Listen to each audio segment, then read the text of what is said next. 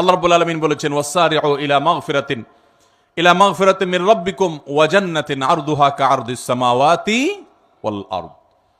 তোমরা আল্লাহর মাগফিরাতের দিকে দৌড়াও, প্রতিযোগিতা করো, অগ্রসর হও এবং জান্নাতের দিকে অগ্রসর হও, যে জান্নাতের প্রস্থ এই নবমণ্ডল এবং ভূমণ্ডল সমূহের যে দূরত্ব আছে, এ দুইয়ের মধ্যে যত পার্থক্য আছে এরকম, সেই জান্নাতের দিকে তোমরা দৌড়াও, প্রতিযোগিতা করো, সেদিকে অগ্রসর হও, মুসারাআ করো।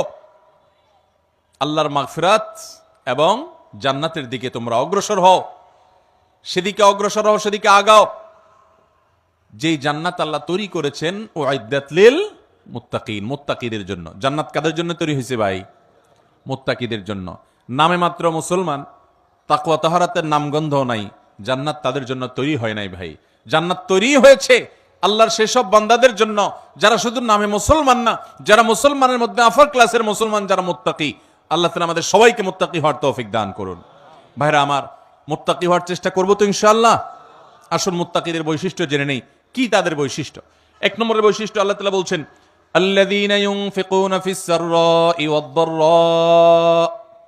এক নম্বরের বৈশিষ্ট্য হলো তারা সুখে দুঃখে, যখন তাদের সচ্ছলতা থাকে তখন, আবার যখন টাকা পয়সার টানাটানি থাকে তখন, সব সময় তারা আল্লাহকে খুশি করার জন্য যে জায়গায় দান করলে আল্লাহ খুশি হবেন, ভালো কাজে, অসহায় মানুষের সেবায়, মসজিদ মাদ্রাসায়, কল্যাণমূলক কাজে, সাদকায়ে জারিয়ায়, যে কোনো ভালো কাজে আল্লাহকে খুশি করার জন্য দান করে।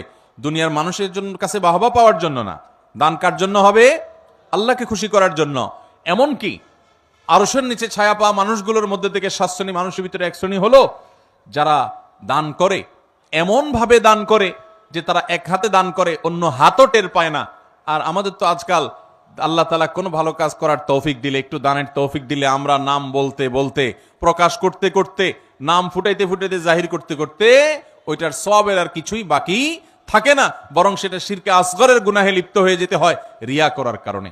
মোহতারাম হাজরিন, এই জন্য মুত্তাকিদের 1 নম্বরের বৈশিষ্ট্য হলো সচ্ছলতায় অনেকে দান করে, কিন্তু আল্লাহর এই মুত্তাকি বান্দারা শুধু সচ্ছল থাকলেই দান করবে না, দিনকাল যখন একটু খারাপ যায়, কেনা বেচা দোকানে একটু কম হয়, তখনও সে অকাতরে দেয়, দিতে থাকে, কোনো কার্পণ্য করে না। তাহলে এই বৈশিষ্ট্যটা আমাদের, যার মধ্যে যতটুকু ঘাটতি আছে, এই মাহফিল থেকে, মজলিস থেকে আসুন মনে মনে নিয়ত করে নেই যে ইনশাআল্লাহ এখন থেকে আল্লাহ তাআলা আমাকে যতটুকু তৌফিক দিবেন, ওখান থেকে আমি কিছু আল্লাহর রাস্তায় দান করব, আল্লাহকে খুশি করবার জন্য দিব। এবং যখন আমদানি ইনকাম অনেক ভালো তখনও দিব, যখন ইনকাম নাই, একেবারে টানাটানি আছে, ওখান থেকে একটু বাঁচিয়ে হলেও দিব। কারণ আল্লাহ তাআলা আমার দানের পরিমাণ দেখবেন না, আল্লাহ দেখবেন আমার সামর্থ্যের তুলনায় আমি কতটুকু করলাম। ঠিক না বে ঠিক? ভাইরা আমার, সাহাবা একরাম যা দান করেছেন রাদিয়াল্লাহু তাআলা আনহুম আজমাইন, তারা যা দান করেছেন, আজকের যুগে এমন বহু লোক বাংলাদেশে আছে, পৃথিবীতে অনেক দানবীর আছে যারা এত কোটি কোটি টাকা, মিলিয়ন মিলিয়ন বিলিয়ন বিলিয়ন টাকা আল্লাহর রাস্তায় দান করে, দিনের কাজে দিয়ে দেয়, মানুষের সেবায় দান করে, হয়তো ইখলাসের সাথেও দান করে। পরিমাণ এত বেশি যে সব সাহাবী মিলেও এত টাকা দান করার সুযোগ পান নাই। কথা বুঝেন নাই? সাহাবীদের যুগে এত সহায় সম্পদ তো ছিল না। তারা যা দান করেছেন, যদি পরিমাণ একত্র করেন, তাহলে